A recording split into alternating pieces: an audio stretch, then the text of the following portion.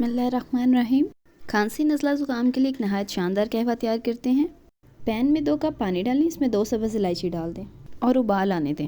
अब 2 लौंग, 1 बादियान का फूल, 1 छोटा टुकड़ा दालचीनी, 2 काली मिर्च और थोड़ी सी चीनी अपने टेस्ट के हिसाब से डाल दें और इसे एक उबाल आने पर इसमें 6 से 7 अदद पुदीने के पत्ते डाल दें। उसके बाद 2 से 3 उबाल आने पर चूल्हे को बंद कर दें और इसे छान के कप में डाल लें। कहवा तैयार है। ये बच्चों और बड़ों दोनों के लिए नहायत मुफीद है। चैनल पर नए हैं तो चैनल को सब्सक्राइब कर दें और लाइक और शेयर कर दें। दुआओं में याद रखिएगा। Thank you.